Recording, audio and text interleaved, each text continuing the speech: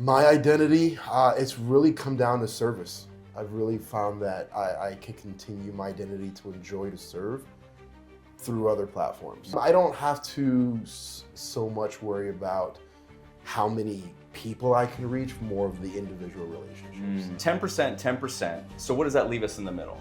80%, right? Now that 80% is what we have influence over, right? Not direct control, not no control, but it's what we can influence. Focus is starting on what we can control. I don't think there's anything selfish about that because your impact does wind up being bigger. For a solution, we want a solution, and really we're looking for peace. Toughness for me right now looks a lot different. I would say toughness comes in more of patience and forgiveness. It's my environment. It may be that I wasn't wearing a uniform every day, that it took my mentality out of it. Hey fam, welcome to season 2 of the Mastering the Military Transition series of the Prize Podcast. We're doing something we've never done before in having someone back that you may recognize here on episode number 1. Completely different setup, obviously, as was before here. First off, we weren't sitting next to each other, so you can see this, wow, quite a big difference. But also, obviously, we're not shooting on a potato phone, so we have that going for us. Something else I want to do now for season 2 that we didn't do for season 1, we got a lot of feedback, which was awesome. And if you have more feedback, please, please, please send it our way. We want to make changes. We want to make this valuable for you. But a big piece of this was, not just stories. We want to be able to actually make this valuable for all of you. So I went back and watched our episode, which, by the way, was the most watched episode of last season. So the first one was the most watched. It was kind of cool. And it's not hard to see why. There was a ton of really, really good content, both in just it was funny, it was engaging, but also you had a lot of actionable stuff. And it wasn't so much of us just going down rabbit holes. It was actually pretty well formatted. So for the first one, I guess we did pretty good. So we're gonna go ahead and start off season 2 the same way. And I wanna pull out a couple things that we heard from last one. So one, I needed my job to define me instead of me defining my job. I didn't stop being tough. I just had to redefine what toughness was. Ooh, yeah. I wasn't worried about happiness. I was worried about providing. That's a good one. And I think a lot of us probably resonate with that one. I hated picking out my clothes every day. That was a nightmare. Still do. Still do. So do I. And being resourceful is forever. Being an expert is temporary. That one's worth thinking about. And I really like that. So what we're going to dive into today, and our big focus for this episode in particular is I want to focus in on identity and purpose. And you touched a lot on this. And I think that there's a lot of value in that. It's often overlooked as we transition out, right? We want so much to find a job. We want so much to just, find that security, which is valuable. And you brought up a lot of means to do that in the last episode. I want to dive in deeper, right? So, here, let's make sure that we're actually focused on this. So let's dive in. The first one we said here, I needed my job to define me. And I want to know from you, especially as you've gone through this process, and as we've said that transition is not a one-time thing, not at all. Right? What does identity mean to you now as you've made this transition and are continuing through it now? So my identity's grown a lot. Yeah. And I've really had a good time. And as cliche as it sounds, I found my tribe. And the base of it has been actually youth coaching, and taking that youth coaching and expanding it to everything I've done, on the civilian side and military side. And that kind of happened by accident. Again, so when you say youth coaching, you mean lacrosse? Yeah, lacrosse. I coach lacrosse, basketball, and football. So there isn't a season I'm off. And from the identity finding, I think, again, when we're in the military, we're youthful in terms of our bodies and our minds. Yeah. We're very easy to mold, but we are the best team sport on the planet. That's right. We are. And once we leave that, we lose that team mentality. And finding that team doesn't have to be, on the combat front or on a cyber front. It could be done as easy as a front as coaching 10 and 11-year-olds to throw a football around. Sure. And once you simplify that, your identity really comes through on your impact on them. There's a lot of kids that I met that, watching them grow up and a mean knife handing some of these kids, it's really helped me define my identity because I take that same mentality to work. So what is the identity? My identity, it's really come down to service. I've really found that I can continue my identity to enjoy to serve through other platforms. And it doesn't have to be just in, the beautiful brown uniform. It could be in other forms that give me the return. My identity has, in layman's terms, become a little more selfish, and I'm okay with that. I'm okay. Selfish how though? I don't have to so much worry about how many people I can reach, more of the individual relationships. I don't have to cast out that big net. I can keep it smaller and watch that small net cast on its own. So it's almost reverse to the military, where the military is trying to keep this big cast organized and move it. I don't have to think so big. I can just go, well, if I just really impact my smaller net, that smaller net will ripple. Versus the military, you really don't get to see that ripple amongst, further than, being an NCO. You see that on a smaller scale. So is that selfish then, or is it just focused? It feels a little bit really? Selfish. Sometimes it does because, I don't know. It's hard to put into words why it feels a little selfish. I'm just so used to, when you're putting in the extra hours and, when you're in uniform, you're thinking about the bigger impact. It's not me. The impact is, national security, getting deadlines done. There's that kind of humbles your big picture. But then when you're, on the field or, at work, that impact isn't as big. In my field, there are guys out there that transition to be in charge of even more important things. But for the most of us who, are out there just trying to make it, it feels just a little selfish, just worried about, not being able to cast that big net for people. It's interesting. If you don't mind, I was talking to my son about this recently, because I think that this is something that I took a long time to realize, and I think a lot of people do. And actually, we were just talking about external versus internal locus of control. You know what a bell curve looks like, right? How much of life would you say we have direct control over? Like direct control. I make an input, the output is effective. I'm stubborn, so I'm going to say it's bigger on me. So I'm a get through the wall type of guy. So I answer honestly. I'm gonna put the majority on me. I'm an analytics guy too, and know that, there's also a realm I can't control. I just don't like thinking about it. Well, let's think about it a bit more objectively. It's about 10%. It's going to be that little leg on the outside, 10%. How much would you say you have zero control over? The weather, the other person driving down the road? As a defensive guy, I'm going to say closer to 50. I'd say it's probably 10%. 10%. It's probably that other leg. No control, like zero control. Right. Like, again, the weather, that sort of thing, right? Well, it's about 10%. Yeah. You got to understand, though, I train like the Eagles are going to call me tomorrow. Well, so it's hard. And they are, actually. It's hard. I'm in my basement, and I'm fully convinced that if Jacoby Dean goes down, I'm getting the phone call. Play with me here. Play with me here. Yeah. So 10%. So what does that leave us in the middle? 80%, right? Now, that 80% is what we have influence over, right? Not direct control, not no control, but it's what we can influence. And what I think that a lot of us, especially people that are more externally focused, they try to control the things they have no control over and the things they can influence, but they neglect the things they have the direct control over. And the interesting thing is, as we put that focus on the things we have direct control, if we master, because our jobs really are to master what we have direct control over, right?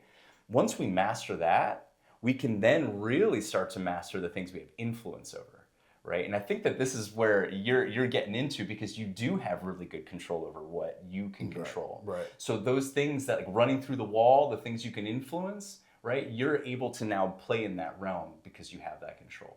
I bring this up because you had talked about being able, like being selfish or a bit maybe more focused, right? Mm-hmm.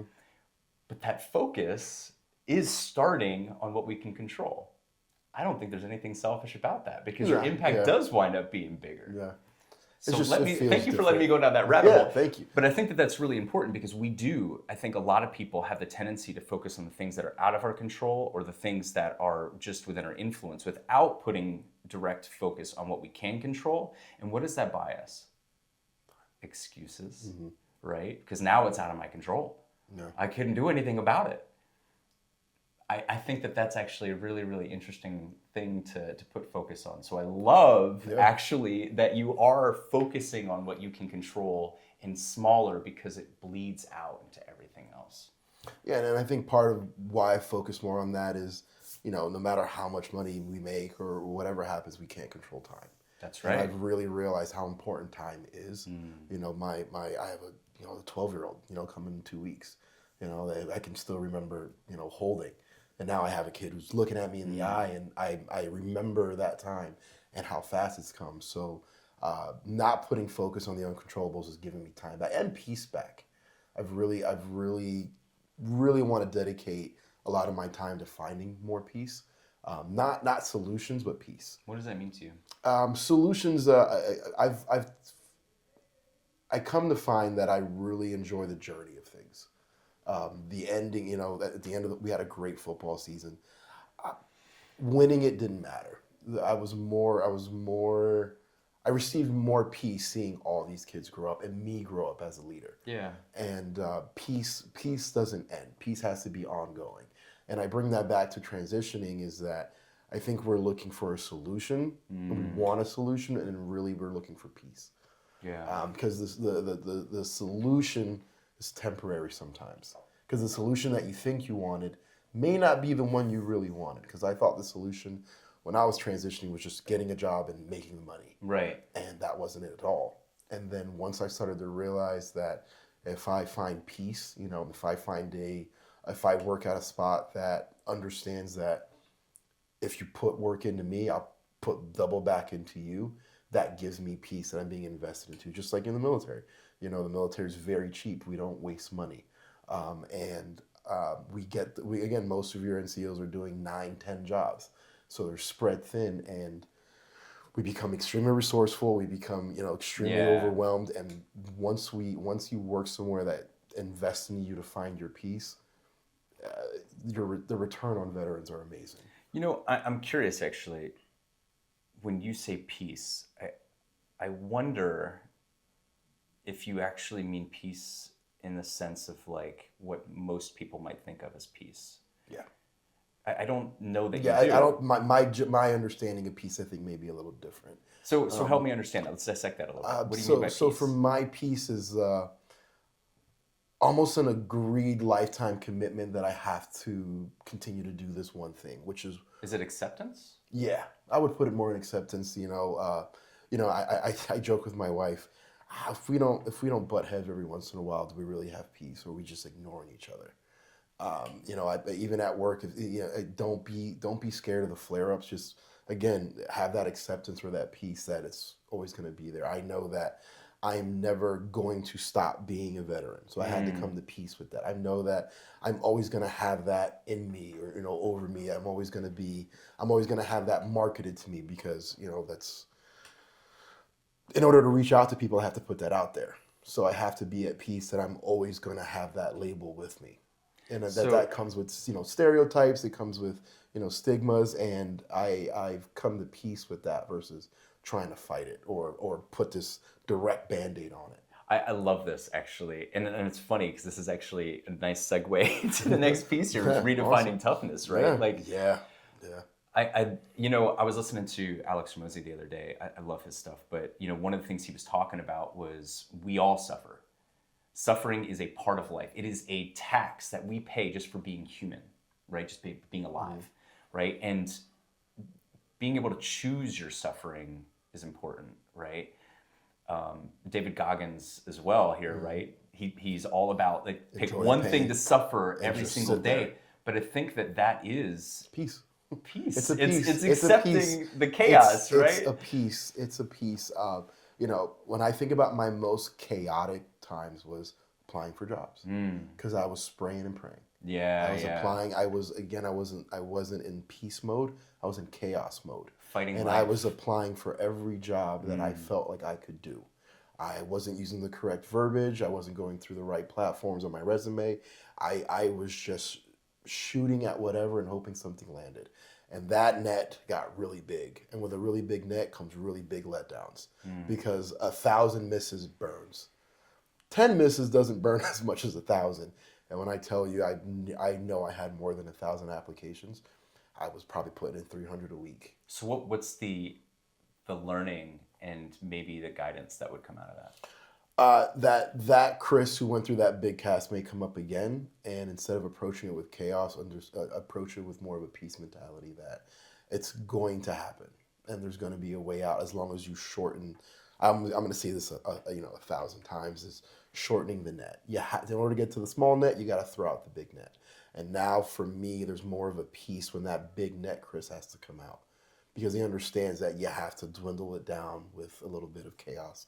But instead of the chaos overwhelming me and the chaos, honestly making me go back to re-enlist, it helped me. Now when I have big cast situations, I know the steps to break it down. And for that time, that went from, instead of shooting for 1,000 applications, go talk to someone. And I recommend for everyone on active duty, go talk to someone in the reserves or the guard, because they have jobs on the outside. Right. And that's a great source just to go, what do you do when you're not here on the weekend?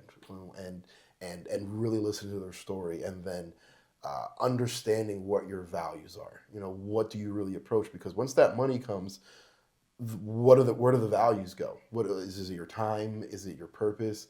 If you don't find those things, that's going to come up later, and they may not align with the first place you land. Right. And again, that dwindling down to that small net takes at peace of getting punched in the mouth. Okay, so if I were to summarize, you're saying that being okay with just it being the process that you have to cast a wide net, and then using the resources at hand, a la mentors and National Guard, Guard Reserve, in order to help you understand what they do. So learning from other people. And then you also mentioned values, which I'm a huge fan of, actually. And I think that most people don't take the time to really sit down and be deliberate about what those are. And furthermore, and I'll steal this from Tony Robbins, right? But like the whole idea of like values are great. A lot of times we have conflicting values, which is a whole other thing. But the rules to feel our values, we tend to make really hard. So we tend to make it a dirt road to feeling good and a highway to feeling bad, right? I think that values, again, are an often overlooked thing. How would you go about maybe recommending that someone discover their values or even create them? So I would say, again, we're taught to embrace the suck, right? Yeah. We are put in positions to just deal with it. And I would argue for me to find your values, do the opposite, which sounds insane. But again, whatever you hold of high value, via it be your relationship, via it be, your mother, your brother, anyone that you hold in high regards to, I found a lot of the values I care about by talking to them more. Because then their perspective is completely different. When I enlisted, I was very ignorant to the fact that everyone I loved also enlisted. I was cut off to that. And finding my values, I went in the opposite direction. So what are your values? So my values right now are time, purpose, I would say, and third is impact.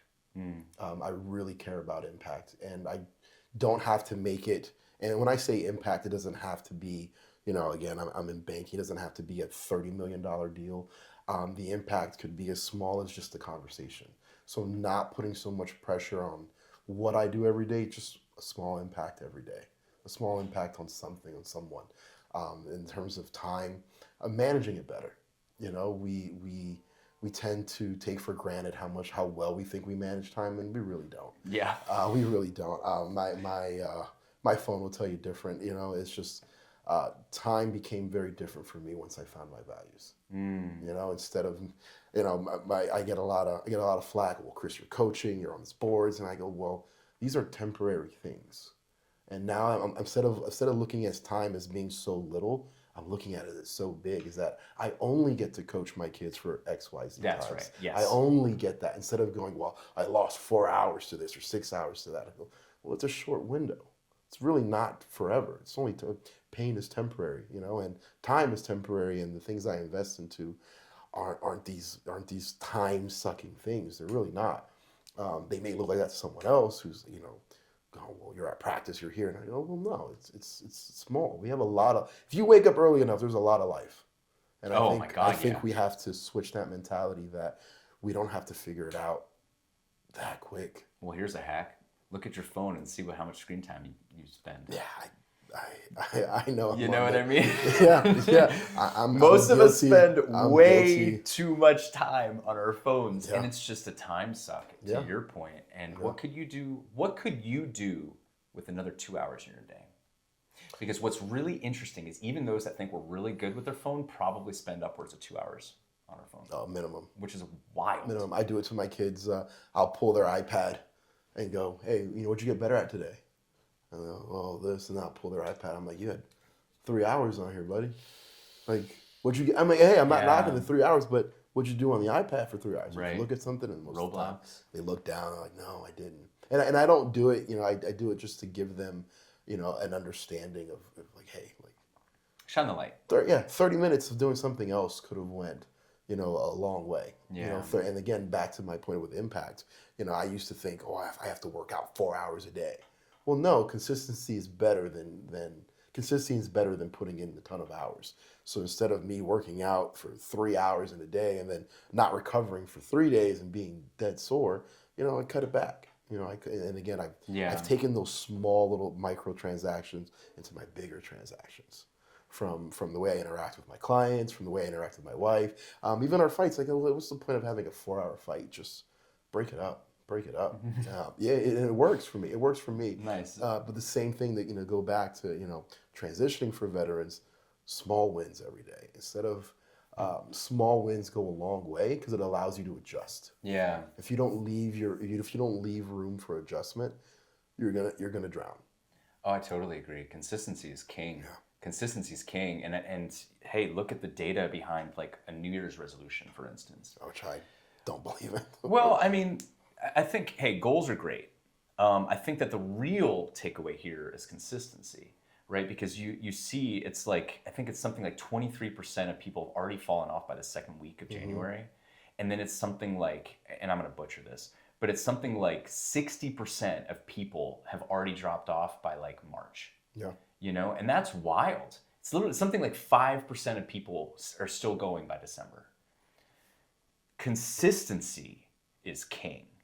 If you can consistently take one bite out of the elephant every single day, that elephant's going to be gone here in a couple months. Like you were just, in fact, I pull a quote from the last one that you said, if I tell you to go on a 1,000-mile ruck march, you're crazy. Right? One step a day. It might take you a while, but you're going to get there. And it's the whole idea again of like 1% change, 1% change a day. Like what's 1% times 365, man? And I look at it as a debt to myself. Yeah. A good debt. I look at it as a good debt, and I ask everyone who's going through it to look at it as it's a debt to you. That's a good debt. Yeah. You owe yourself to work somewhere that you enjoy. You owe yourself to work somewhere where you have purpose. Absolutely. You owe yourself these things. The problem is time doesn't reflect that all the time. Absolutely. And you have to go through, you got to get your punches in the mouth. And I think one of the hardest things I had to deal with was that no one owed me anything. My service was to myself, and and I beg employers to talk to your veterans and understand what they did in the military. Not just to look at the outside of the discipline, on time, understand structure. I challenge your employers to look a little deeper than that. because again, we come from the best team sport. So the best role you did may not be the role you enjoyed in the military, but it's the role that the military needed you to fill. Right. And due to our commitment to teamwork, we didn't care. We did the job we had to. Yeah. We didn't go. And again, because we valued service. Again, and that's where the impact and the time comes in, is that we have to rewire that into something different. I agree. And rewire that to ourselves to understand, your big net, your 3,000 jobs you apply for, your first landing spot isn't your forever spot. It could be, and I pray that it could be for you, but in reality, you don't understand what a good boss is till you have a bad one. So what is an actionable step for someone to take getting out of the military to discover that? Again, it comes down to discipline. Yeah. And it's keeping that debt to yourself. But it really comes down to becoming a lot more analytical. You don't have someone hanging over you. You don't have an NCO. You don't have a commander to make sure you're doing these things. You have to be that to yourself. Yeah. And again, what was big for me was exposure, multiple job fairs, applying. And again, don't let go of the skills you know. The way I got hired at my first banking job, I literally just stood outside the bank 2 or 3 days before my interview and just did recon. And I went into my interview and I said, I'm not going to sit here and tell you on what I did because I've never worked in a bank. But what I did do is I understand the clientele that you have coming in. I understood when they're coming in. I understood when your tellers were going to lunch. I just literally did what anyone else would do in uniform, of find the controllables. And those controllables we take 10%. But our controllables, I think we don't give them enough equity, because everyone always has a story about someone who's like superhuman in their unit. So we tend to undervalue the skills that we have because we weren't allowed to. You weren't allowed to, boast. And I would really argue for you to have a different mentality and be super proud of what you did, and understand is that you're a phenomenal tool for a lot of employers. And what I ask is, when you do go and get employed, understand you represent the next guy that's applying. And I take that I live that every day. I'm not just representing Chris Payano. I'm representing the 26-year-old Chris who's on LinkedIn, Indeed, and who's just spraying and praying that he found somewhere. You represent that guy, so when they go somewhere and there is a Chris there, they have someone to refer to. So I really am begging for us to, as a brotherhood, sisterhood, to represent for each other. Yeah, I like that you mentioned being analytical, and I understand that during the period of transition, how chaotic it can be, and being analytical is probably the furthest thing from our minds. But what have we taught? Calm in the storm, calm during battle, during chaos, right? And this is a time to really sit and do a battlefield assessment on your own situation, on your skills, take an inventory. We all know how to take inventory, don't we? And then find the 80%, the 20% that's going to lead to your 80% outcome. I'll give you, for instance, and kind of what you were talking about of casting a wide net. Something that worked for me personally was I came up with 3 different resumes to start, and then I sent each one out, across the platforms. But I don't know if you ever seen like on Google how you can, on Gmail, how you can add the plus and then whatever. So I would add my email, so whatever the prefix is, plus v1@gmail.com. And then that was this resume. And then I did plus v2, plus v3, and then I saw which ones I got the most responses on. Okay. V3, cool. So then I took v3 and I make 3 more versions of it. And then it was like, again, my email plus v3.1 and that sort of thing. And I did the same thing, and it was data gathering, right? And I just narrowed in. So I casted a wide net, but I got narrow on the backside. And actually a great cross-discipline thing to use, if you've never taken a look at it, is Google's design thinking. It's called the double diamond theory, or double diamond exercise, as it were, where you go wide first, and then you narrow in, and then you go wide again, Okay. and then you narrow in, right? And it's just that same thing, right? I created 3, narrowed it into 1. Created 3, narrowed it into 1. And by the end, dude, I probably, again, like you probably applied to 1,000. Yeah, and you're trimming that net every single time. By the end, man, I had so many like responses on that last resume. I was like, cool. That worked. I know what works. That worked. Do your recce. Yeah. So I'm curious. We talked a little bit of toughness. How would you define toughness at this point in your life? No, man. Toughness for me right now looks a lot different. I would say toughness comes in more of patience and forgiving. I think those two are the biggest impacts on my toughness. Why do you say that? Forgiving myself. I love where I'm at now, and a part of me is like, man, I wish I got into this earlier. Where would I be now? I do a lot of I'm still transitioning. And I go through the what ifs a lot. Like, what if I got here earlier? What if I did this? Or what if, again, we all, Marvel's obsessed with the multi-universes, right? And I think we do. I think the big attraction of that is that we look at ourselves and go, well, what if I, maybe started my transition period earlier and I didn't have to go through these 3 bad jobs to get to this job? Or, what if? And I think strength now, or toughness for me, is forgiving that. Is going, just keep moving forward. You can't change that. There's no equity in trying to change and what if. So yeah, peace, and there's even better things to come. There's going to be bumps, there's going to be that, but patience and forgiving have made me feel a lot tougher, because I couldn't do that before. I wasn't good at those things before. Interesting. So this isn't so much toughness of body. No. This is toughness of mind. Right. I am dangerous now. I am more dangerous now than I've ever been. Yeah. And I wish I could have, had that. Again, I'm doing it now. I wish I could have brought that on earlier to talk to, some more junior enlisted about how toughness looked like. And that's I'm literally doing it on camera, of forgiving myself of, no, I had to grow up to get to that point. But and what do you think helped you do that? What was the shift? Sticking to my values and committing to those instead of changing it. I always just talking to my other coach about it, is that there's so many synonyms of words that aren't even synonyms. They're just where someone can call me arrogant, I can be passionate. Absolutely. So, and there's so many words like that we do to ourselves that, instead of changing it, just look at the word different.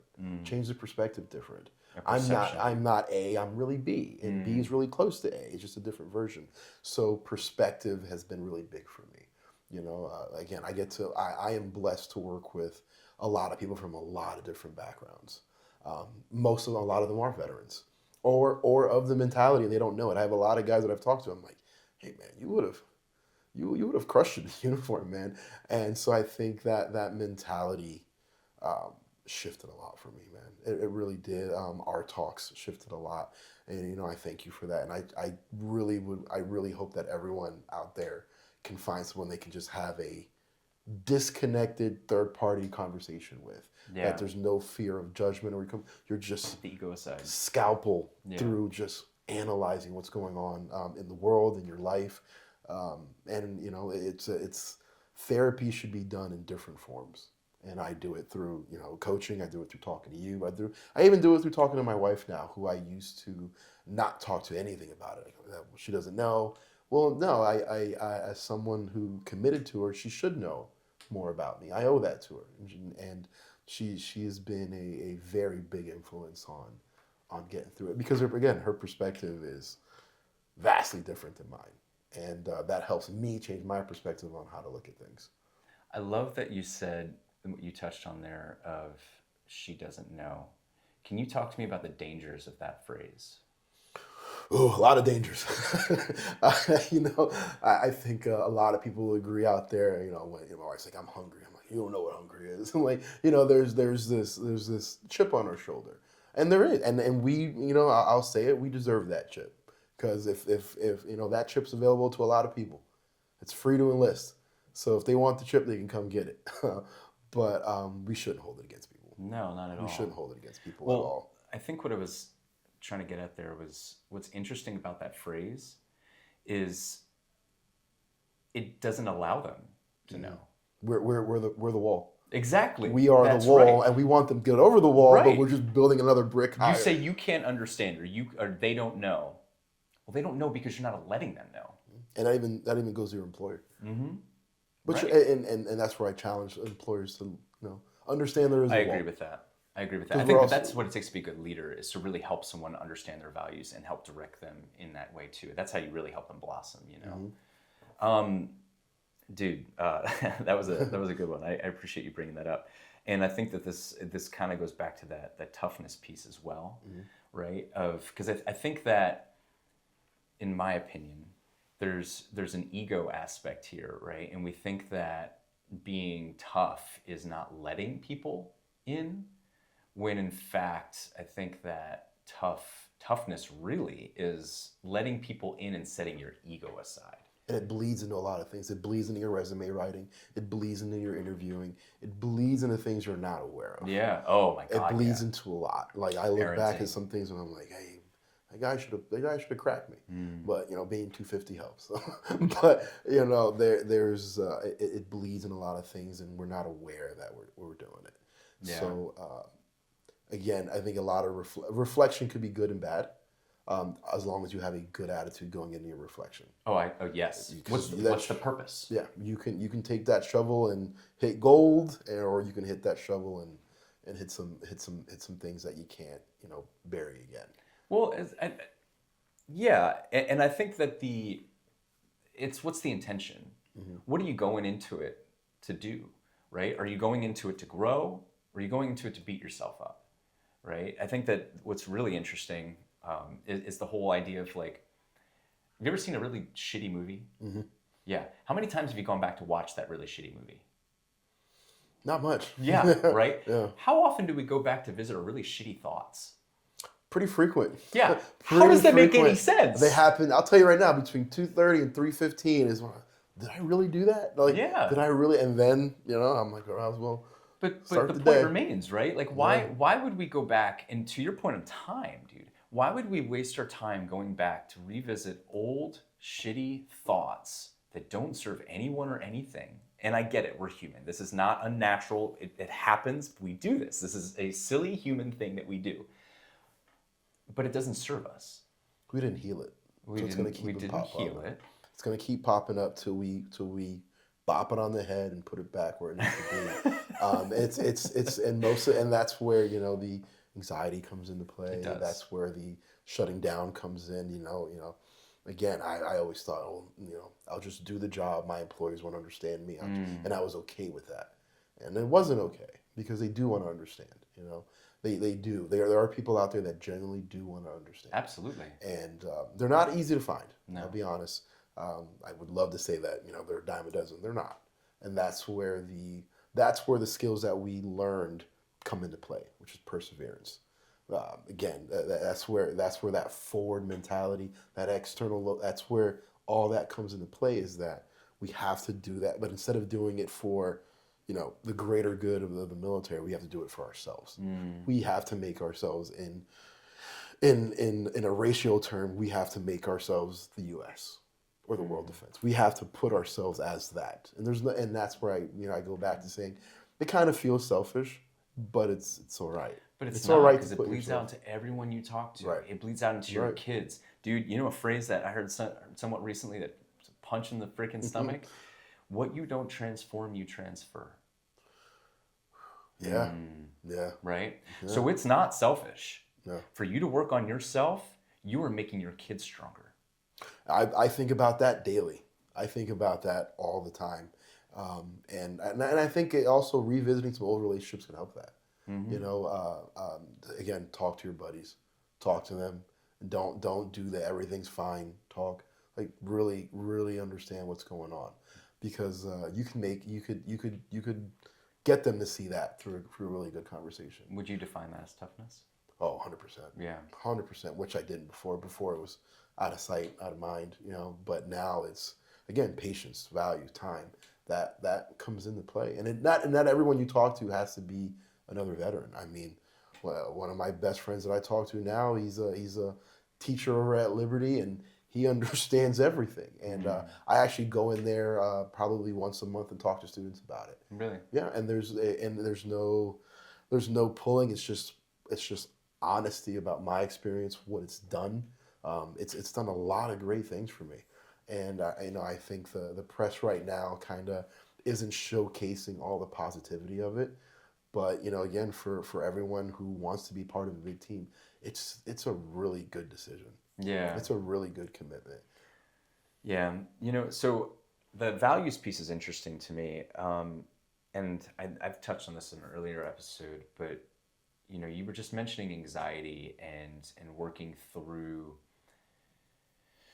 really just like accepting a position, but maybe doesn't align with your values. Because accepting is good. I think that accepting is important. And I think that like there's an accepting of things that are out of your control, right? As we've mentioned, and an accepting of things within your control. And I think that when you accept things that are within your control but are out of alignment, that's a lot of where anxiety comes from. And I know personally that's where it came from for me. And a lot of that was, one, I was unclear on my values, but two, I wasn't living my values, especially when I got out of the military, right? And that personally was extremely detrimental.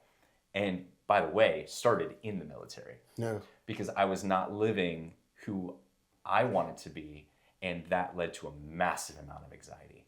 It wasn't until I became very clear on my values and then grew confident in them that all of a sudden it was like, oh, well, do I need to be anxious? No, I'm living in alignment with who I know I am, right? Now all of a sudden anxiety is out the window because I'm being me. Yeah. And again, that comes down to rules, and that there's whole exercises to be able to do that. But I think that if you can sit down and spend, I don't know, half an hour of just being like, what's important to me? What am I doing to show that thing's important to me? And if I'm not doing something to show that it's important to me, what can I adjust? It's pretty easy, but it's work that not a lot of people do. We don't like to simplify things for some reason. No. And I any client that's works with me, that's the first thing. Let's simplify it. Yeah. Simple works. Simple works. Listen, simple works. Maybe I'm putting it out there, but I ran 5 plays. Simple works. Yeah. You have to become a master of the simplicity. Oh, 100%. Because we want to become so complicated. Because again, we Keep want it simple, stupid, right? We know this. We want the title though, because we look at the title. How many titles are so inflated, but they come with this honor that this person can understand all these super complicated things. But in reality, it's just positive and negative, and balancing positive and negative. How much positive do you want to put in, or how much negative you're willing to take to get to that positive? Because negatives can turn into a positive. But think about like the complicated things. The people who are putting on a pedestal for being able to understand very complicated things is because they've made it simple. Look at Einstein. What did he do? Dude, he took very complicated things and he made them in everyday, like, what do you call it? Like, he related them to everyday items. He talks about if a person's riding a bike and the speed of light, right? He made it super simple. So it's to your point, it's not about understanding something that's very complicated. It is about taking something and making it simple. And if you can do that consistently, now you're taking the bites out of the elephant, and all of a sudden that big thing that we wanted to tackle is done because we broke it into something simple. I would argue comedians do a great job of simplifying really complicated things, which is what the impact is. I've watched a lot of comedians, and they have this great way of just like, you go, oh, that is easier than I thought it was. But you laughed, and then when you laugh, you absorb it. Because it's so simple. Because you're it really is that simple. And, and I think it comes down to us wanting to stand out so much that we want to overcomplicate things, because that's what makes us important. And in reality, what's made my career blossom was just being simple and being me. And again, I'm going to challenge employers, when you do talk to your veterans, is just allow them to be them. Because they're doing their best to fit. They come from a world where they are plug and play for the better good of the mission. And I would challenge that if you want to get everything out of that employee, ask them, just let them be them. Yeah. That was one of the biggest compliments that I've gotten at my current spot, is that I was just told, be you. And I was like, what if sure? they don't know who they are? And again, that comes with the patience. That comes with accepting that, hey, I'm even though I've put in 10, 20, even 30 years of service, this is a brand new chapter, and that's scary for anybody. I don't care. I mean, you could that goes from the top to the bottom. Anyone who's doing something different after that much time, there's a fear factor that's really big, and if we don't have a healthy relationship with fear, we get in trouble. Well, yes, I agree with that. There's no growth in comfort. What how would you give someone guidance on helping to identify who they are? Especially after coming out of the military, where the identity piece is so strong. We know who we are because we're issued that piece. Now, in the world where it's your oyster, how do you find that? One of the things I did, I had a really good client of mine teach me that money is a tool. And what do you love to do that has nothing to do with money? Just picture all the things that you enjoy. Take money, take judgment, take all that off the table. What do you cling on to the most? And that's how I found a lot of who I am. Like what if you got paid to do the thing you love the most? What would that be? And then eventually, that's how I started to understand that this thing that we're all fighting for and going nuts for. Because again, we had that comfort in the military. We were the 1st and 15th. We were getting this. Yes. There was no complications. Yes. There was nothing. So as much as I hate talking about money, it's big in terms of our personality because it gives us comfort. We know these things. Well, if you go to a commission job or you go to a job where you have to produce, now you're like, whoa, and then it washes away grabbing those values. Yeah. So what I recommend is finding that is think just take money as much as it's impossible to say, because again, most of us are A-type and want to provide, and that's how we define ourselves, especially as fathers. That's literally programmed in it. It's hard to do that. It really is. But again, that's where it comes to talking to someone else. Yeah. Talking to someone else that's going through it. Have a battle. There's nothing wrong with having a battle buddy who wasn't even in the military. Oh, absolutely. There's nothing wrong with that at all. And just having that relationship again. Find your tribe. As cliche, find your tribe. My tribe are dads who like beer and coaching. They're not operators. They're not they're not these these guys. They're just dads with small dogs that like IPAs, and I am, and again, going back to toughness, I absolutely love it. Yeah. Because I'm not different at all. Yeah. They call me, I'm a little, they call me Crazy Chris. They're like, but there's, we don't have to close it off so much. Yeah, I agree. And in terms of finding your value, don't be, so you just, again, cast the net, cast it bigger. Let people in. They're not, like, we'll be okay. Yeah. We'll be okay. Yeah, I do agree. And I think that there's we can't overlook this, right? In that money, as you're saying, is security, it's comfort, right? Mm-hmm. But what's the base of Maslow's hierarchy, right? It's safety. And the hard part is, and you touched on this last time, was like, what if I took one of my bar tabs a week and put it in the savings? What does it actually buy you, though? It buys you that safety. It buys you a foundation. It's more emotional than it is more emotional. Analytical. Yeah, but if you do have people you're relying on, or that are relying on you rather, right? Now there's that additional pressure, and we may be more inclined now to take whatever we can get coming out of the military because we didn't do the work up front. I get it. A lot of us are enjoying our time as we should be, and that's great, and I'm glad you're doing it.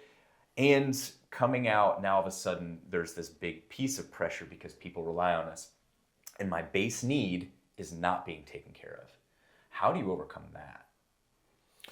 That goes back to resources. Yeah. That comes back to resources. That comes back to starting, and I beg, start your transition. If you think it's going to be next year, start it yesterday. And again, once you take the emotional aspect out of that safety and just make it for what it is, it'll allow you to put your efforts where they belong. Yeah. So for me, that wasn't easy, but that's utilizing your post 9/11. That's utilizing, your TAP resource. That's utilizing all these transition programs to start it because it could be a week or it could be 3 years. You're not guaranteed anything. Absolutely. And that's where. So that safety is an illusion. Yeah, that safety. And it comes down to faith in yourself. Yeah. Yes. Faith in one. It really. Yes. For me, I look back at the things I did and, still do. And I'm like, whoa, where did I get that from? And it just came down to faith in me because I unfortunately didn't reach out for help the way I should have. And I put a lot of things onto myself that I didn't have to. But that was my ego. That was, I'll figure it out. Right. I can do this. I can do this. And I would have gotten back a lot more time if I let go a little more. Sure. Because again, like you say, going back to you, when I talk to business owners, I speak to values. You don't have to do every job. And a lot of guys that I work with try to do every job, and they want to make the million. And I'm like, well, you're not going to get that time back of seeing your daughter play on Saturday. Well, and then they also become the biggest bottleneck, which is something else. And the best thing we could do as leaders is create more leaders. And that really hit me. That's the hallmark of it. Yeah, that's what hit me is, well, yeah, you're good, but like, can you make 5 more of you good? Can you make 10 more of you good? 15 more of you good? And again, I preach that with coaching. I've never won a game with only one player.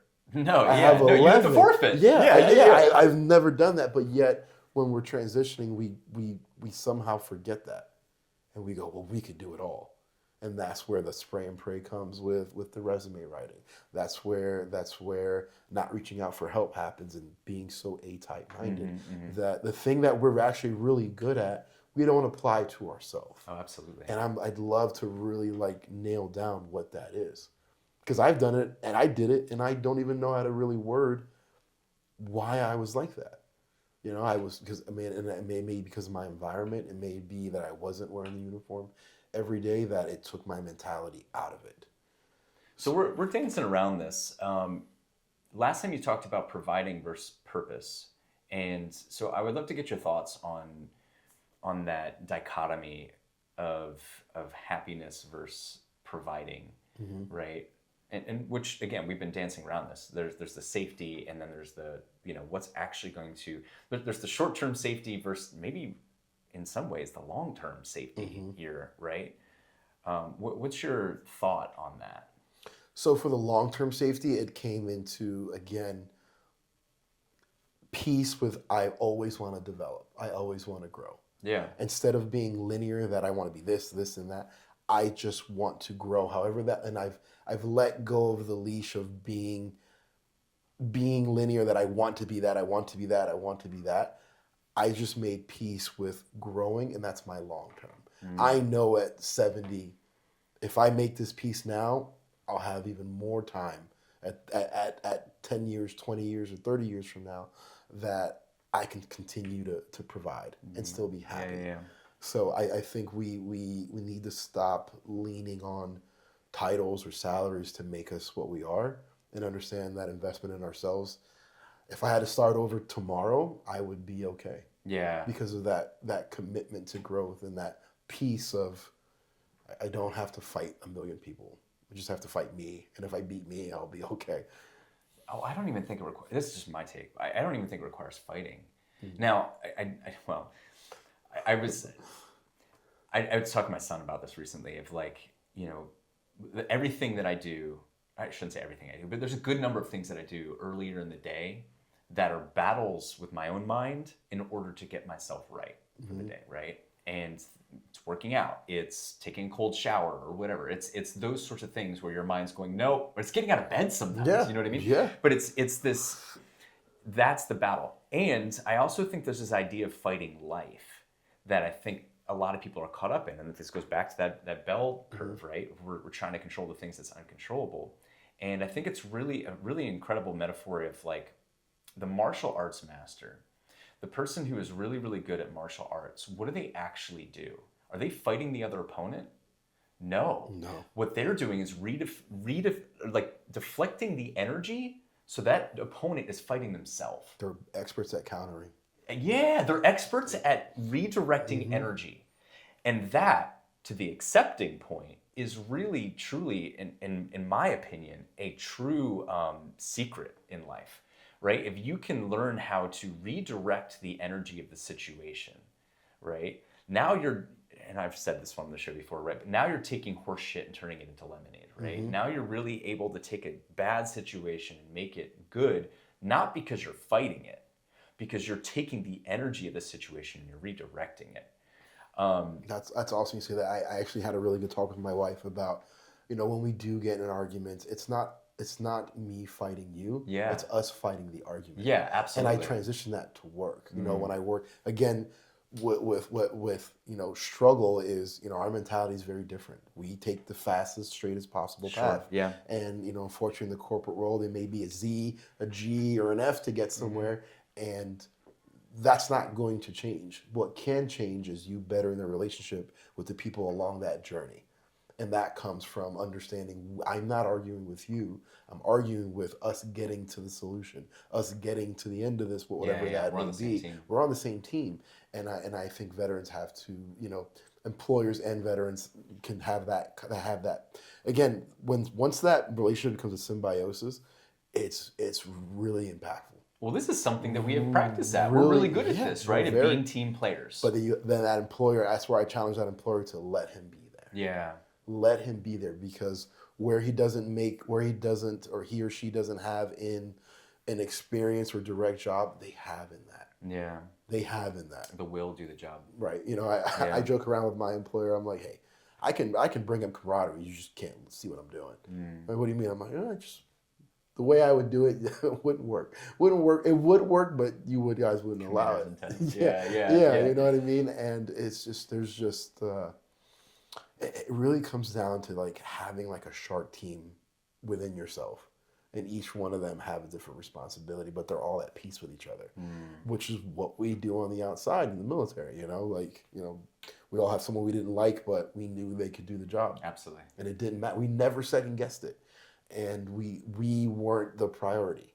And I think that's what one of the biggest issues with transitioning is that now we get to be the priority. Right. We just didn't do it. That muscle hasn't been worked. Yeah. Yes. 100%. That muscle hasn't been worked, and that's where those relationships matter, because they go, no, we want you to be a priority, but we don't even know how to make ourselves priority. We don't know how to tell that employer. We don't know how to replicate that in the resume, which is why a lot of us tend to stick to military language, because that's our comfort zone. Yeah. And I don't want to water it down by making it this other. You're not. You're just becoming more open. You're becoming more tough.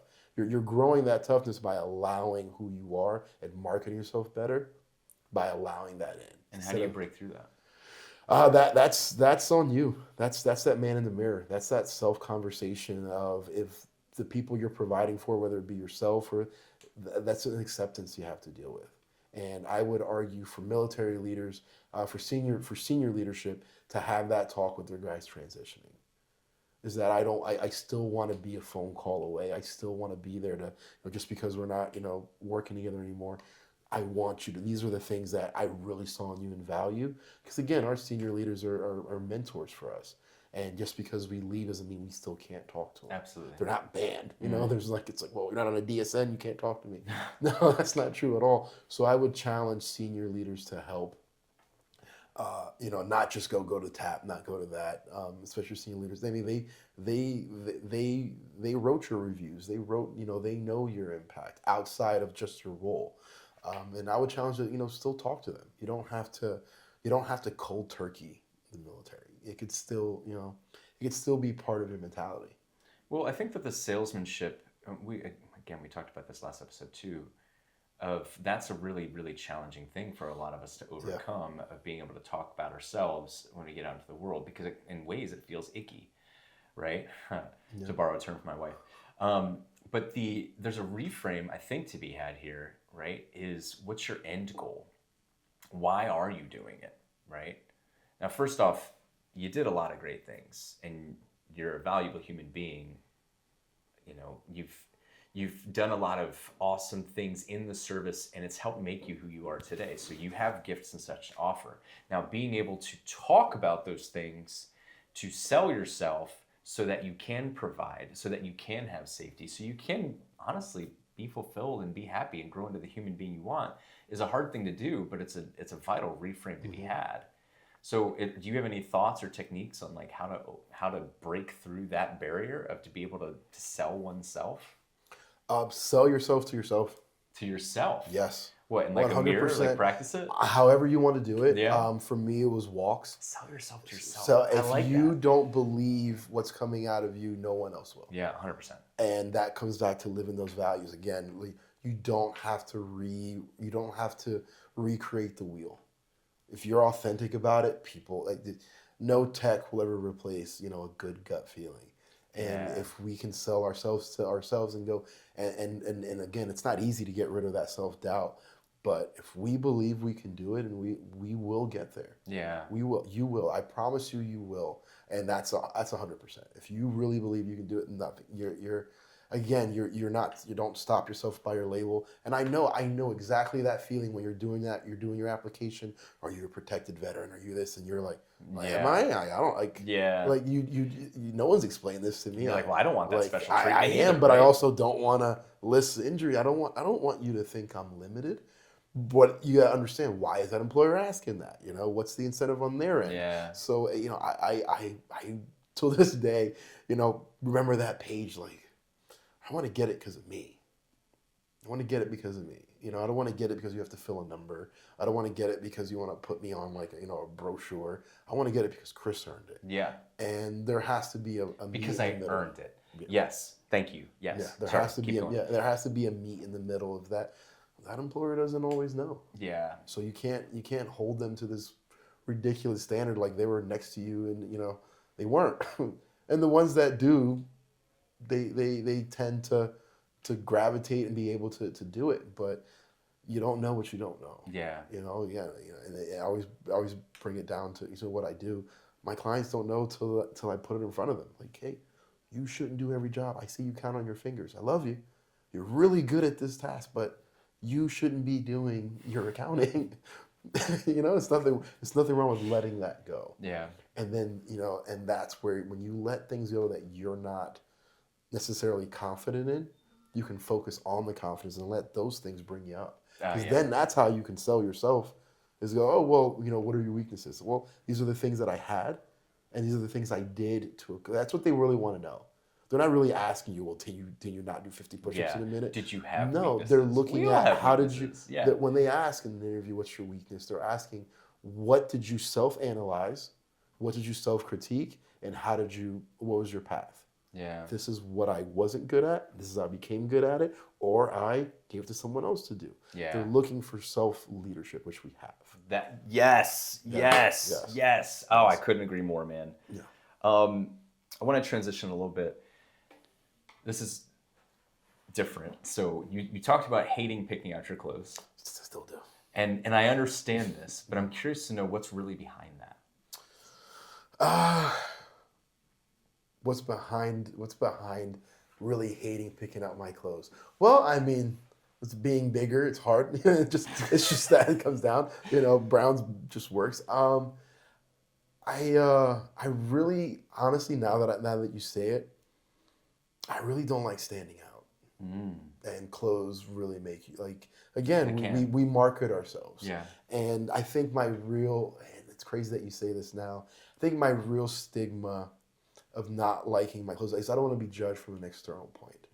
But in reality, that's where it is. Like, I have this, this made up world where, everyone's going to get to know people, and that's not how it works. If I had my face tattooed, a lot of banks would be like, hey, we'll keep it on file. We'll keep your resume on file. All right, Mike Tyson. Yeah, you know what I mean? So I think it really, once I look at it at a deeper level, it's just, I love what I do so much that I just want that to be reflected. I don't want any other distraction. I don't want anything else to go. I don't want any smoke screen, because I love that in the military. You got to know what everybody was, from their badges, their rank, everything was external. Yeah, everything was, you could tell everyone by their time and grade. You could tell everything from the outside. And in the civilian world, that could be an illusion. Because we know a lot of guys with the nice suits and the nice cars, and then when I work with them, I'm like, whoa, Yeah. you are not doing well. So I think my reason is I just don't want to. I don't want to smoke screen anybody. And I'm too old for that. So digging into that a little more, do you think that is a? Do you think that served you, or do you think that that's also hurting you? I think it served me because once I committed to it, it became like my branding. You know, it's funny. Whenever I go to networking events, I look for the guys that aren't. And there's nothing wrong with it. There's just someone that I'm going to work with a little. Do you think that that's hurt you in any way? No, I think I've made it part of my branding. Yeah. I really enjoy it. Again, my boss would tell you, he's like, I don't expect Chris to wear a suit to this event, and to me, that's a form of respect and love of they know where to put me, and again, it gives me nostalgia to the military. Of there's like a little bit nostalgia. It's alignment with values. Yeah, it lines up. Okay, Like got it.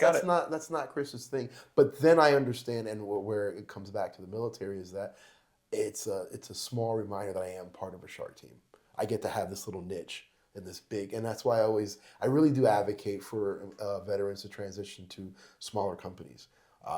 Put it out there. I know trash companies that are hiring at $30 an hour just to drive a truck, and you're a small engineer.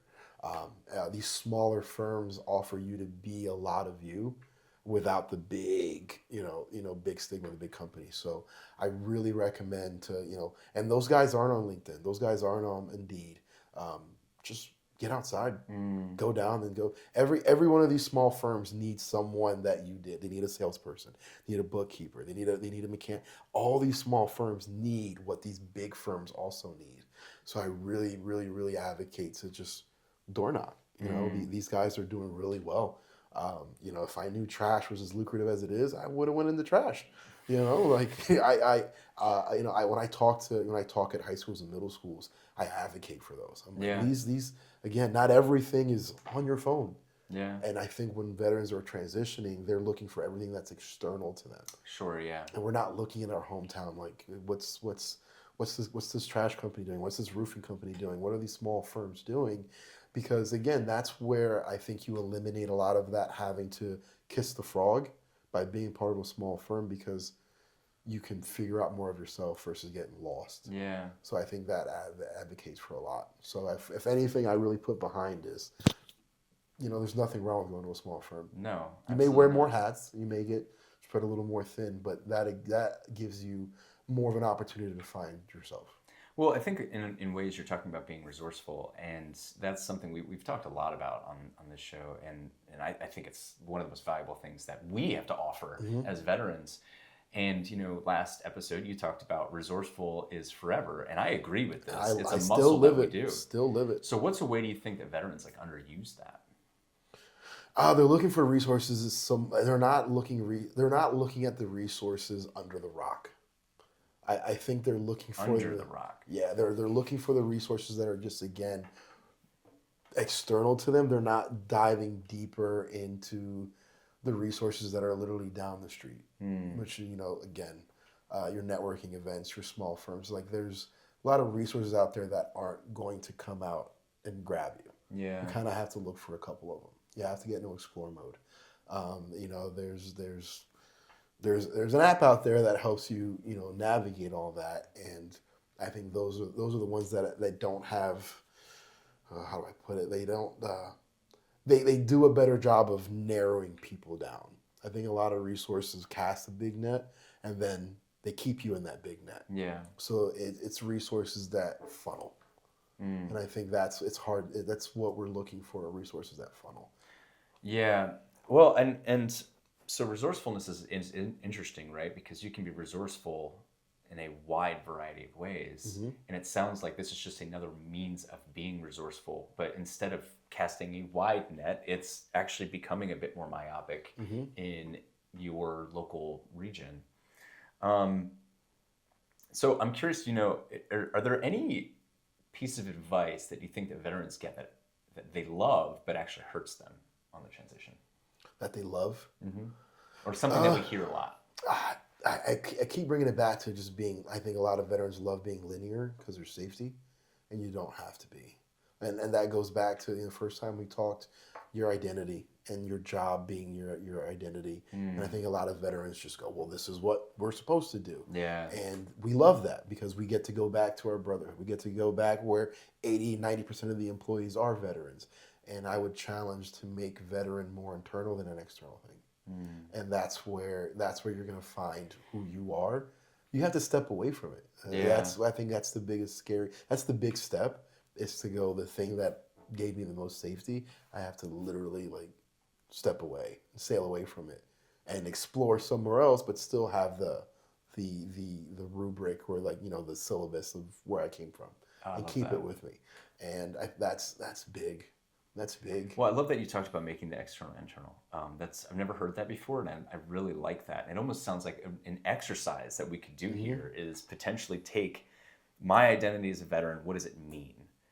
And list all the things that it means, right? I'm disciplined, I'm on time, I'm resourceful, whatever it may mean. And then take the things that you like about that and keep them. You don't have to get rid of them. Those things are you. You can still keep those. Those are values that you value, right? Take all the things you didn't like and set them free. Yeah, you don't need them. Yeah. And then you can take that external, I am a military service member, I am a veteran, and set the external aside and take all the beautiful things that make you, that you took away and learned from that, and that make that internal. I like that. We get to finally pick a hat. We don't have to wear all of we don't, and I think that's Jack of all trade, master of none. Yeah, we don't have to. We don't have to, and that was one of the best things, is that I get just to wear one hat. Yeah. And I get to wear that hat really well, and it's my hat, and I get to own that hat and brand that hat, instead of, you know, wearing myself thin across 8. And that just comes to numbers and what the job needs. But I get to do what Chris needs, and what Chris likes to do, what Chris loves to do, and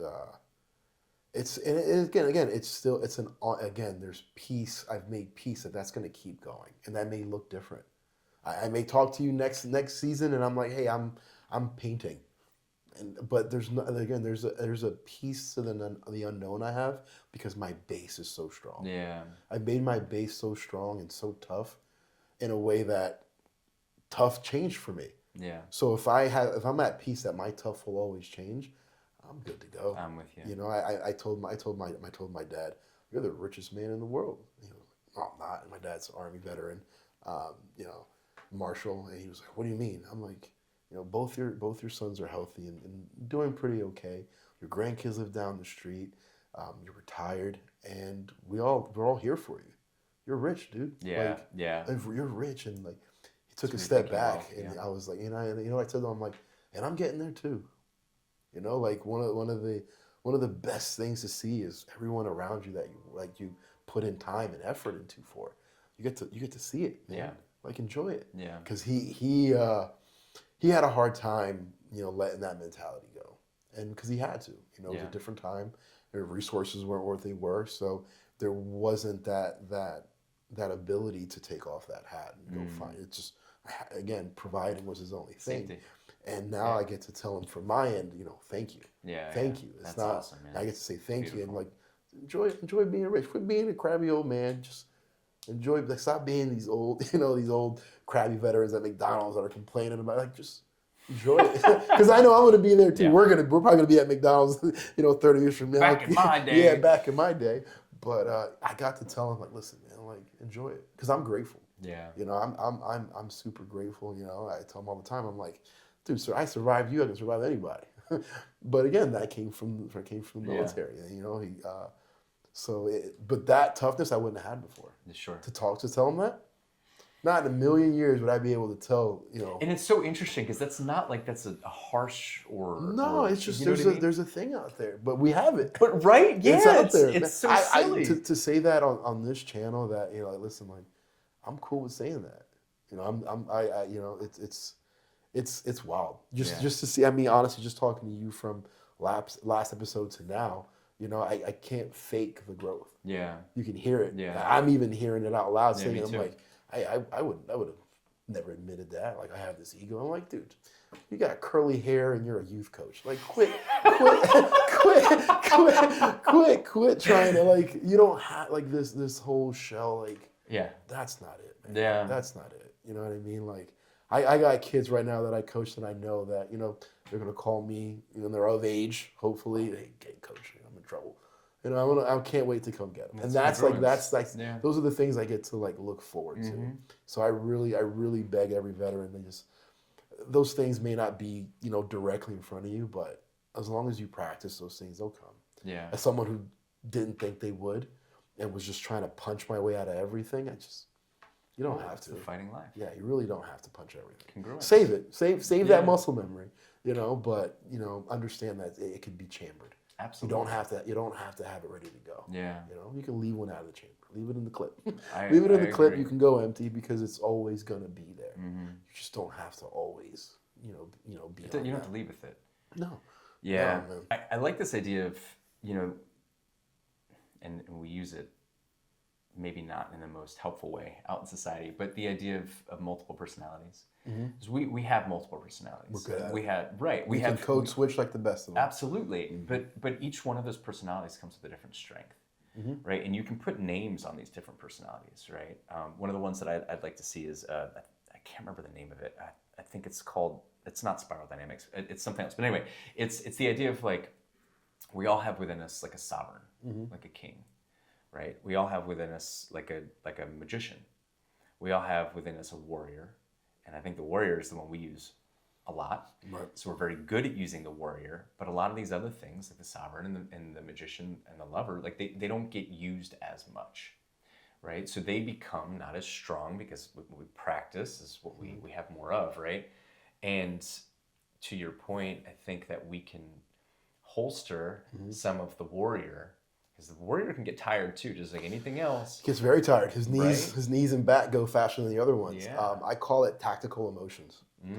I go up again, and going back to your point, all those things can be exercised outside of your expectation of what you think it should be. Yes. So my love doesn't have to be to my wife, to my parents, to my kids. Absolutely. It could be to a lot of different things, and that's what I've taken away from a lot of our talks, is that I don't have to make it fit in a box. That's right. Yes. I don't. Yeah. And I used to love my boxes.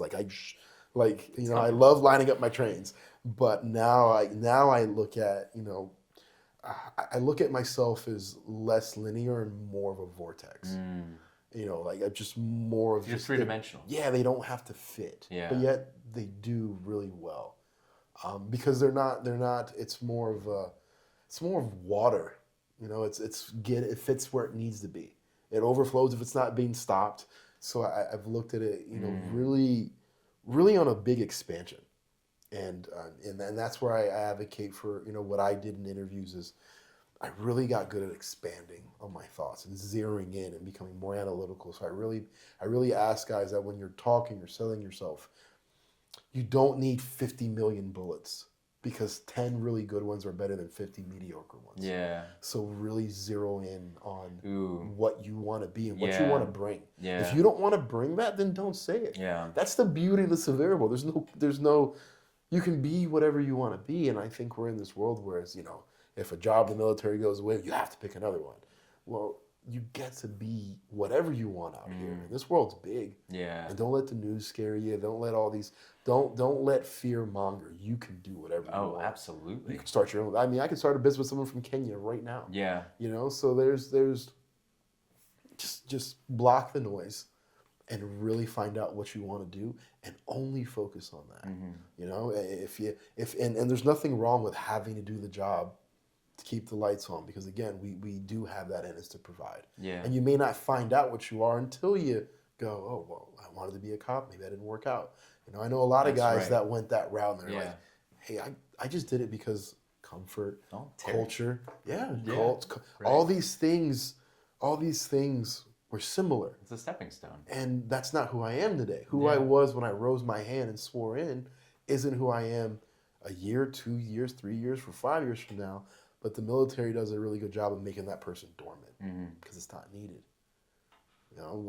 Again, we love creativity and operations, but we don't again, because we're managing this really big ship that does a really big job. So it's not in their favor to look for what makes Chris tick. No, it's what can Chris tick for you, and again, it's a journey, and that journey never stops. It never stops. That Well, I mean, this is transition the is, life journey. So tell me, what do you think that veterans often overthink, especially upon getting out of the military? What they can do. What they can do. Yeah. They overthink what they can do, limiting. They limit themselves. Yeah, they go, well, I only worked this. There's no way I could do that. Yeah. So it's about perspective on, well, what's the base of what you did, and how can you take that and transition that over? Okay. So I think that's like the biggest fear, is that if it's not close to what I did, to what I think I want to do, there's no way. Yeah. Dude, I'm a banker. Yeah. If you told me I would have been a banker 10 years ago, I would be Right. like the guy who still puts R and L on his socks. Like, no, there's no way. I'm just, there's My no socks way. tell me where they go. I was just such a brash heart. I never thought I'd be in this field where, like, I'm built to knock on doors. Yeah. And so it's not staying within your bubble, because again, that bubble tends to be a lot bigger than what we give it credit to be. We can be a lot more. And not only that, we have the discipline, and we have the ability to figure it out. Yeah. So yes. I think that's resourcefulness. That's where resourcefulness can be applied. I think well. we really don't. Again, where that big net could hurt, it also could help by going, oh, I could do that. And if you fall, you're fine. You dust your knees off, do it again. Mm-hmm. That's part of the process. It's part of it. Yeah. There's what do you think that we underthink? That we underthink? Mm-hmm. That's a good one. I think we underthink our ability to sell. I don't think we put as much effort into delivery that we should. I think we have kind of almost a sense of like owners, like we're owed it, that we don't concentrate on the selling. I think we underthink that a lot. That we just look at it, well, I can only go somewhere that is veteran friendly or veteran hire. So I'm just gonna go there. So I think we underthink the ability to sell, because muscle's not there. Yeah. So it's not even underthinking. I think it's just an underdeveloped muscle. Well, this is where I think zooming out could be really important. Well, also, there's a lot we don't know. We don't know what we don't know.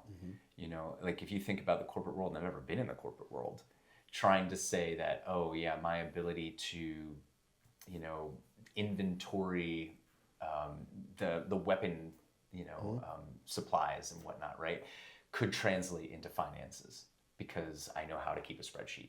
Right. Whatever it may be. If we don't know, we don't know either. And I think that what you said earlier about talking to people out there is probably really, really useful. That's why I say reserve and guard units are really awesome resources. Yeah. Because I know guys that own CPA firms, and I'm like, and they're a load master. Mm-hmm. I'm like, well, how are you doing the two? Yeah. And most of them, and I would say a majority, would really have a really open talk on like why they're in the reserves, and then you almost get a redefinition of why you're in the military. You may be like, hey, I want to get as far as away, or I still I still love going back, and through my reserve duty, because I get reminded. It's a nice little, it's it's humbling. Just enough military. Yeah, it's just enough for me to go, you know what, life is all right, but it keeps me sharp. Yeah. It keeps me grounded. Mm-hmm. These career fields, it's very easy to get lost, and again, once you move up, it's very easy to get lost in the title and the lifestyle, and this is a nice little, yeah. These are your roots, buddy. Mm-hmm. Like, don't forget. So what do you think that we get in the military that we should keep, and what do you think we should let go of? Accountability is the first thing. Let go of or keep? Keep. Yeah. Keep that accountability. Okay.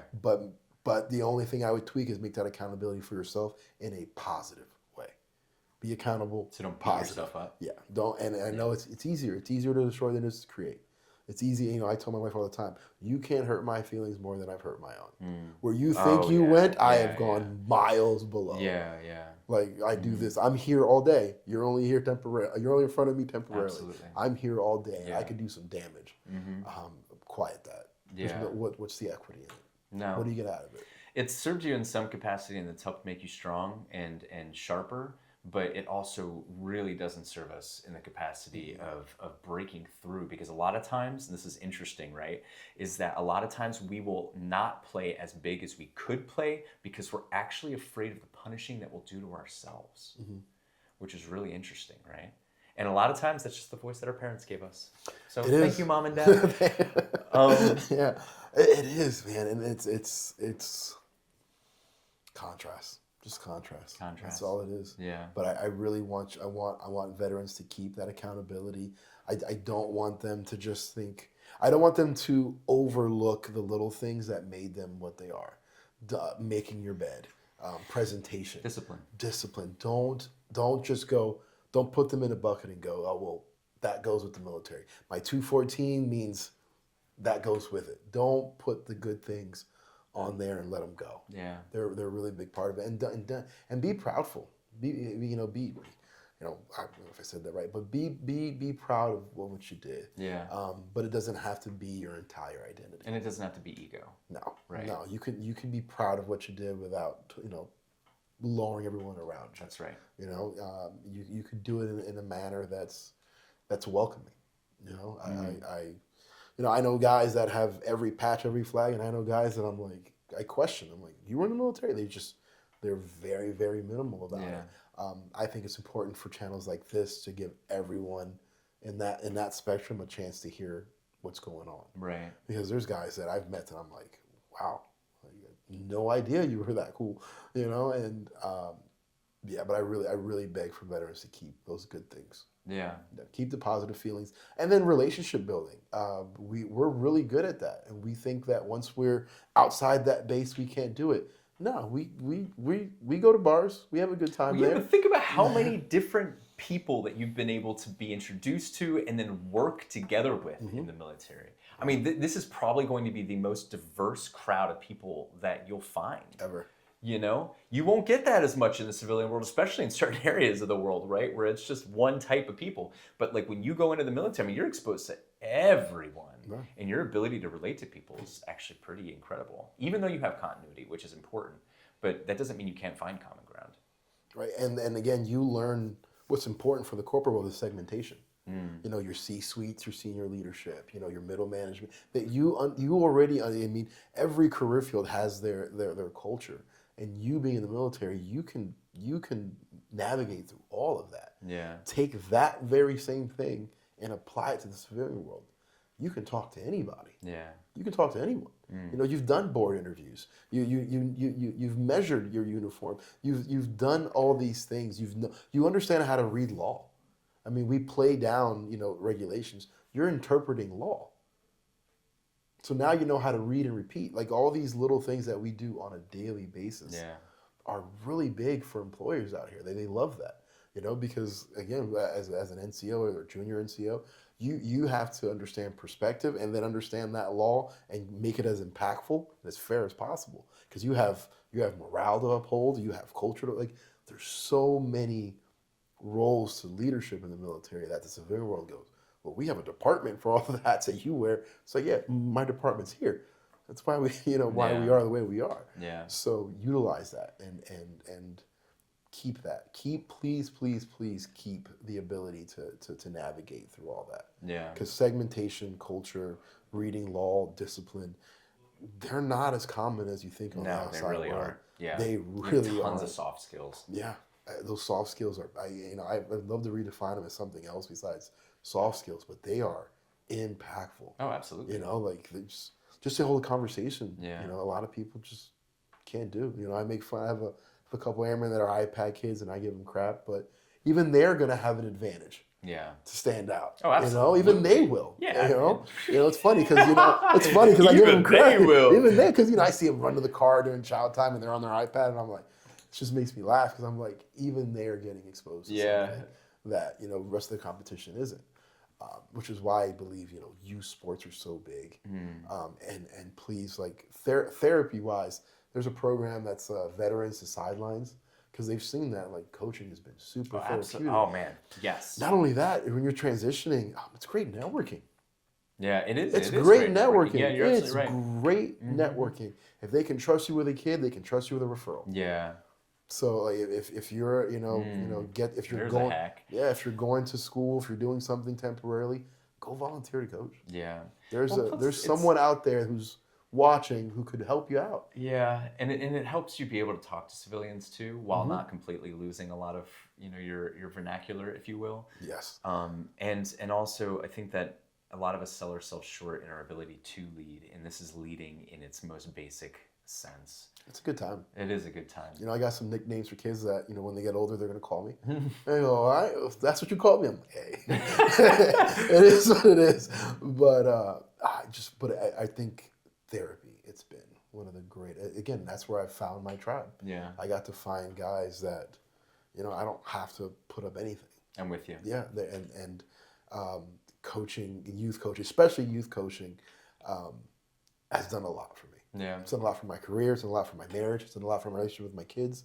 And it's really all, and it's 2 hours, 3 hours a week. It's a small commitment. So if you're already, applying for jobs, I really recommend to get into one of these jobs and just see what happens. Yeah. Nothing bad will happen. You, again, back to your point, you're going to learn, your vernacular is going to change. If you can talk to a 10-year-old, you can talk to a recruiter, because then you now understand, you get to practice that. Yeah. Right. You get to again measure your impact on how well you're doing. Are these kids responding to me? Are they moving? Do they hate me? And you get to adjust while you're learning. And it's really I'll always be a huge advocate for getting a youth coaching. Well, I think the kids. We're always hiring because it's a free check. There you go. We're not paying, but that goes back to my point. Once you make money a tool and start looking at the equity and the non-paying things, the networking, the relationship building, the coaching, that's where you have a different relationship with money, because it's no longer, that becomes more of your safety. The network you build means more to you than it's the long-term safety. Yeah, it does. It's the long-term safety. I mean, again, to borrow from Alex Ramosi, I was watching a video where he was talking about how if he would have taken the money that he is paid for himself to train himself and learn skills and go to events and school and whatever else it may be and put it in the S&P 500 back when he started, there is no possible way the return on investment would have been matched based on what he has learned. Mm-hmm. Him investing in himself is the biggest, you will have the biggest ROI out of anything else out there by investing in it yourself than you would put it anywhere else. So speaking of which, last I asked you, what was your favorite book? Have you read since we last talked? I'm not gonna lie, it's been all playbooks and coaching. Okay. So you really get into it. Yeah, it's been a lot. I can't say, shout out to the Bethlehem Bulldogs. We are again. I get to, versus reading. So my it's funny you say that. My other guy I coach with, who's become a brother to me. He's always on me for reading. He's big on reading. And I didn't know it was a book. I didn't know. Again, there's so many different things I'm learning that I would never learn in the military. Yeah. So he's on me. He's on your team. Okay. He's coming after me. Yeah, he's on your team coming after me for reading. But I've just been, again, I've made coaching such a... Well, you've chosen a path, and there's nothing wrong with that. There's nothing wrong with that at all. No, but again, to speak to values, I want my kids to read, so that's something that I have to do too. Because again, it's not just, I don't want to create just better athletes. I want to create better men for tomorrow. Absolutely. That's it. That's literally all I want. All I want kids is just to be a little better, well-off. And they grow into who we are. Yeah. So our job really is to grow into the people we want them to be. Yeah. Yeah. And I've learned a lot about myself in coaching. So I really, again, those are skills that we all do it in the military. Yeah. We've coached one way or the other. That's right. You can do it. That's right. Yeah. And you're not coaching the sport till maybe 12. It's a lot of hand holding, crying, fighting. Yeah. Like it's not like, I think people get overwhelmed thinking like, oh, I have to be an expert. No, you just have to manage chaos, which we know how to do. Out of boot camp, 90% of us are like, we can. Crisis management. We can handle that. Yeah, man. Yeah. So.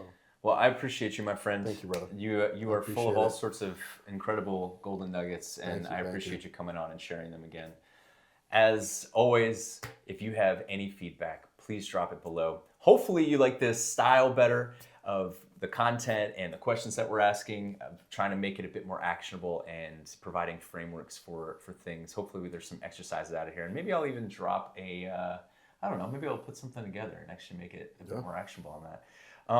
I think a really big takeaway here is becoming clear. Become very clear on who you are and what your values are. I think will really help you realign to a sense of identity and purpose upon getting out, because before you can have confidence, and clarity comes first, right? So thank you, my friend. I appreciate you.